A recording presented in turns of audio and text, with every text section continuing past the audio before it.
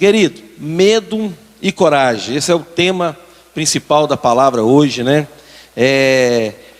Davi e Golias. Eu quero rapidamente trazer algumas coisas muito importantes para nós. Quero ler 2 versículos aqui agora. O primeiro está em 1 Samuel, capítulo 17, verso 11. 1 Samuel 17, 11. Diz assim: ao ouvirem as palavras do filisteu, Saul e todos os israelitas ficaram atônitos e apavorados. Ouça uma coisa. Quando, Golias, o filisteu, se colocou diante do exército de Israel, um homem de 2,90 metros de altura, estava de um lado, numa colina, o exército de Saul, de Israel, e do outro lado, na outra colina, estava o exército dos filisteus. E no vale embaixo, aproximou-se quem? Se apresentou quem? Se apresentou Golias, um gigante, muito forte.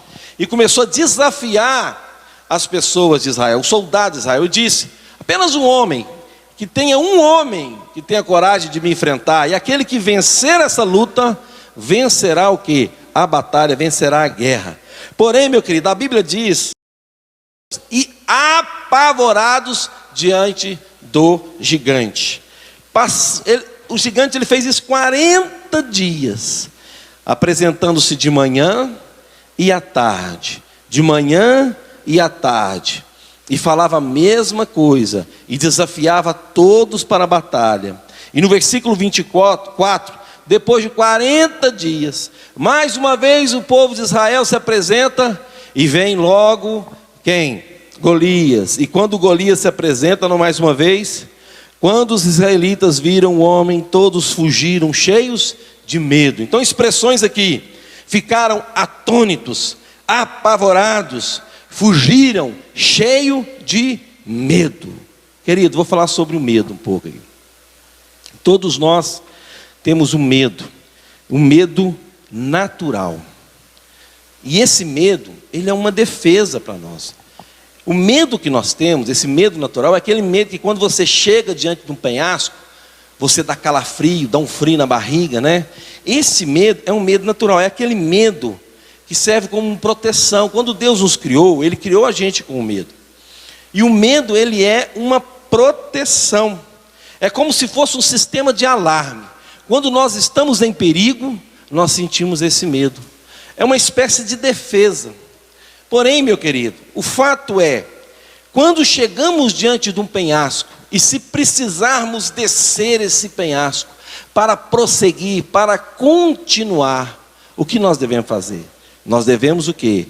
Enfrentar o medo, e usar o medo natural como uma ajuda para o bom senso, a prudência, adquirir prudência, essa é a palavra. Então veja bem, o medo em equilíbrio, ele nos leva a ser prudente.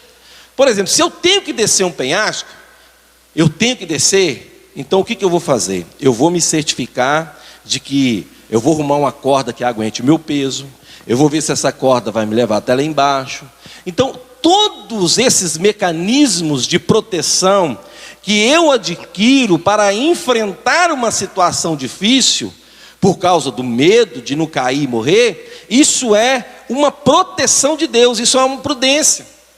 Porém, isso faz parte da nossa vida e isso é normal. O que não podemos é deixar com que este medo, ele passe do que é natural e ele ultrapasse o limite, tomando conta de todo o meu ser, transformando então em pavor. Então, ou seja, o medo pode se tornar assustador e se transformar em uma força tão poderosa que nos torna incapazes de reagir. Foi isso que aconteceu com Saul e seus soldados. Viram um gigante, eles ficaram apavorados. Então aquele medo natural deixou de ser natural. E eles então, o medo paralisou aquele povo. E eles ficaram então, como a Bíblia diz, apavorados, atônitos. E fugiam, cheio de medo. Nós não podemos permitir que o medo assuma total controle de nossas vidas. Queridos, estamos vivendo em períodos realmente difíceis, temos um inimigo a ser vencido.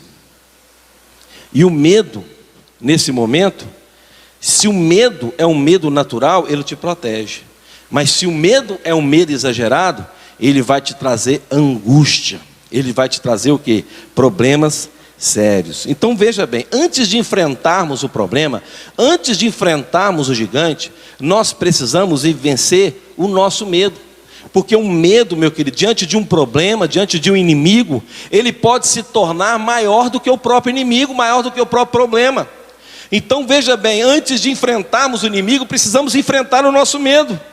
O maior gigante, maior era o medo daquelas pessoas do que o próprio gigante que os desafiava. E isso tem que nos trazer como lição. Será que o medo não tomou conta do nosso coração a ponto de nos deixar completamente sem ação, paralisados? Ou será que o medo que eu estou sentindo é aquele medo natural, aquele medo de prudência? É isso que eu quero falar um pouco aqui. Por que acontece de ficarmos exageradamente medrosos diante de uma situação? Sabe por quê? O medo, ele começa a nos levar a fantasiar coisas. E começa a evidenciar na nossa vida somente as desgraças, somente o problema. Vou dar um exemplo para vocês aqui. Certa vez, eu gosto muito, quando dá, né, a gente viajar com a família. E teve uma vez que eu organizei tudo para fazer uma viagem em família, com a minha esposa e minhas filhas. E estava tudo arrumadinho, o carro estava arrumadinho, estava tudo organizado. Mas antes de sair, alguns dias antes, eu comecei a sentir um medo exagerado. Um medo anormal. E de repente começou minha mente a vir pensamentos muito negativos e ruins com relação a essa viagem. Eu comecei a imaginar sempre o pior. Meu Deus, o carro, se bater o carro, e se nós morrermos, e se eu morrer, e se uma tragédia acontecer, o que pode acontecer? E a coisa ficou tão grande dentro do meu coração por uns dias, que eu quase cancelei a viagem. Eu estava completamente desanimado de viajar. Não porque havia de fato um problema real, mas havia um medo exagerado no meu coração, até que eu orei ao Senhor: Senhor, não é normal isso, eu não posso sentir isso. E o Senhor foi lá e tirou esse medo do meu coração, e eu então fiz a viagem, correu tudo bem, graças a Deus. Queridos, é um exemplo simples para mostrar para a gente como que o medo pode impedir você de alcançar aquilo que Deus tem para a sua vida. O medo exagerado, ele pode levar você a fantasiar coisas, né? E sempre focar no pior. Como vencer o medo e ter coragem para enfrentar os desafios? Como que eu venço o medo? É com a fé. A fé é o elemento principal. Em 1 Samuel 17, 32 a 37, nos fala ali um pouco da conversa que Davi teve com o rei antes de enfrentar o gigante Golias. Respondeu Saul: você não tem condições de lutar contra esse filisteu. Você é apenas um rapaz. Ele é um guerreiro desde a mocidade. Davi, entretanto, disse a Saul, né? Teu servo pôde matar um leão e um urso. Esse filisteu incircunciso será como um deles, pois desafiou o exército do Deus vivo. O Senhor que me livrou das garras do leão e das garras do urso, me livrará das mãos desse filisteu. Diante de Saul disse a Davi: vá, e que o Senhor esteja com você. Querido, olha a atitude de Davi aqui. Davi, ele demonstrou para Saul que havia tido experiências com Deus o suficiente com ele nesta batalha. O que a gente aprende aqui? Nós aprendemos por um acaso que Davi era um grande guerreiro? Não, Davi era um menino. Davi era um adolescente. Davi jamais tinha condições de vencer esse gigante tão poderoso que era Golias. É óbvio que humanamente ele não poderia fazer isso. Ele sabia que ele não poderia fisicamente, humanamente fazendo. Mas ele se baseou o quê? No Deus que havia livrado ele de outras batalhas no passado. Sabe o que eu aprendo aqui, meu querido? Que a nossa fé em Deus, para vencer esse problema, a nossa fé em Deus tem que se basear na nossa intimidade e experiência com Deus. Ou seja, Davi, lá no secreto, lá nos bastidores, ele tinha uma experiência com Deus, que quando o problema chegou, quando a dificuldade chegou, fez com que Davi então se baseasse o quê? Nessa experiência, se baseasse nesse Deus que ele conhecia. Então não foi assim, do nada, fé na fé, eu vou enfrentar, eu sou capaz. Não, meu querido, a fé de Davi se baseou em Deus, na experiência que ele tinha com Deus. E ele disse: o Senhor me entregou um urso e um leão, vai me entregar esse filisteu, vai me entregar também esse gigante em minhas mãos. Amém, querido? Então adquira fé em Deus. Se você tiver fé no Senhor, a coragem vai vir para nós enfrentarmos o inimigo, para nós enfrentarmos esse mal, né? Como então? O que mais que nós podemos aprender aqui com Davi, para nós aprendermos a enfrentar o medo, adquirir coragem para avançar e ir à frente? Queridos, a fé precisa ser verbalizada. Sua declaração de vitória, se a declaração de vitória de Davi, ela aconteceu antes do enfrentamento. Olha no versículo 45, nos diz o seguinte: Davi, porém, disse ao filisteu, quando ele foi enfrentar o gigante: você vem contra mim com espada, com lança, com dardos, mas eu vou contra você em nome do Senhor dos Exércitos, o Deus dos exércitos de Israel, a quem você desafiou. Hoje mesmo o Senhor o entregará nas minhas mãos, e eu o matarei e cortarei a sua cabeça. Hoje mesmo darei os cadáveres do exército filisteu às aves do céu e aos animais selvagens. E toda a terra saberá que há Deus em Israel. Todos os que estão aqui saberão que não é por espada em nossa mão. O posicionamento de fé. Sabe o que isso nos ensina? Que nós temos que crer que a vitória vai acontecer e declarar essa vitória antes mesmo da batalha acontecer. Queridos, é claro que não é fechar os olhos para o perigo, não é fechar os olhos para a razão, para a realidade. A fé, ela não ignora os fatos. A fé, ela antecede a vitória. A fé não ignora o problema. A fé enxerga o problema, avalia o problema, mas coloca Deus, que é acima do problema, como resolvedor do problema. Vocês estão entendendo? Então, quando eu declaro a vitória, quando eu digo que tudo isso vai passar, temos um futuro previsto dentro da perspectiva de Deus, o meu coração se enche de coragem, e o medo vai embora, e a força de Deus toma conta do meu ser e do meu coração. E aí, aquele sentimento de pavor, aquela atitude aquela vontade de fugir, de se esconder, de acreditar que tudo vai acabar, meu querido, vai embora. É fé você enxergar o futuro. Por isso venceu. Davi creu e declarou a sua vitória antes do enfrentamento, e por isso ele o quê? Venceu. Queridos, não é enxergar, não é fechar os olhos para o problema, mas é saber que Deus é maior do que o seu problema. Amém? O que mais nós podemos aprender aqui? Meu querido, para enfrentar o medo, Golias foi visto por Davi, sabe como? Como um passaporte para o seu sucesso. Olha que interessante. Davi acreditava em Deus. Davi foi movido pela fé no poder de Deus. Mas Davi também enxergou em Golias uma oportunidade. E quando chegou diante desse problema, ele ouviu algo que o motivou ainda mais. Escuta aqui, no versículo 25 e 27, diz o seguinte: os israelitas diziam entre si: vocês viram aquele homem? Ele veio desafiar Israel. O rei dará grandes riquezas a quem o vencer. Também lhe dará sua filha em casamento, e isentará de impostos em Israel a família de seu pai.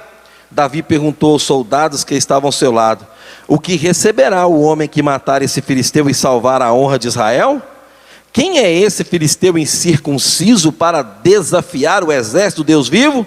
repetiram a Davi o que haviam comentado e lhe disseram: é isso que receberá o homem que matá-lo. Olha só, querido. Ah, meu irmão, olha só o que aconteceu aqui. O que Davi pensou? Espera aí, como é que é? Se eu enfrentar riquezas, eu vou me casar com a filha do rei, ainda não vou ter que pagar mais imposto da minha vida? O que é isso? É tudo que eu quero da minha vida. Meu querido, sabe o que eu aprendo aqui? É que todo problema, todo desafio, toda dificuldade, ela vem acompanhada com uma oportunidade de melhorar a sua vida. Eu vou repetir: todo desafio, todo gigante, todo problema que surge diante de nós, vem acompanhado de uma oportunidade de promoção, de sucesso, de vitória na nossa vida. Ou seja, a perspectiva mudou completamente. Enquanto os soldados de Saul e Saul viam em Golias o fim, Davi viu o começo. Olha só, Davi enxergou o quê? O começo. Então estamos diante aí de um problema completamente desconhecido para todos nós, né? Ninguém sabe o que vai acontecer. E qual que tem que ser minha posição? De fé.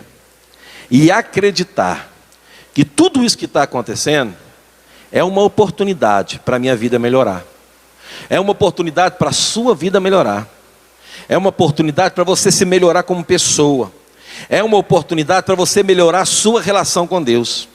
É uma oportunidade para nós não só vencermos esse inimigo, mas mudarmos a nossa vida para melhor. Então nós temos que enxergar em toda essa situação como uma oportunidade de Deus para melhorar a nossa vida. E eu creio que depois de tudo isso, quando tudo isso passar, nada vai ser o mesmo. E que seja melhor na minha e na sua vida. E que seja melhor na vida dessa igreja, na vida de todas as igrejas espalhadas pelo mundo, na vida de todas as pessoas, que haja assim uma melhora de Deus. É isso que Davi viu quando enxergou Golias. Ele não viu o fim, mas ele viu um começo de vitória. É isso que nós temos que enxergá-lo. Sabe, meu querido, sabe o que aconteceu? Davi foi e ele venceu Golias. Você sabe a história, com um estilingue, né? Uma funda e algumas pedras, e apenas uma jogada ele acertou na testa daquele gigante, que o caiu, e com a sua própria espada ele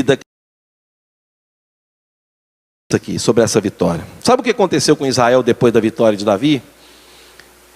Isso estimulou, inspirou os soldados de Israel a fazer como Davi.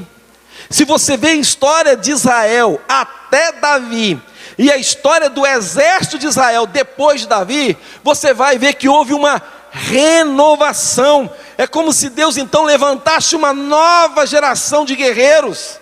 Uma nova geração de guerreiros surgiu depois que Davi enfrentou aquele Golias e matou aquele gigante. Que coisa maravilhosa, não é? Que coisa. Quando você vai ver a Bíblia, você vai lendo ali os capítulos posteriores, você vai ouvir muito falar sobre Joabe, você vai ouvir muito falar sobre Eleazar, Abissai, Azael. Foram guerreiros poderosíssimos que lutaram com Saul e depois posteriormente com Davi como rei.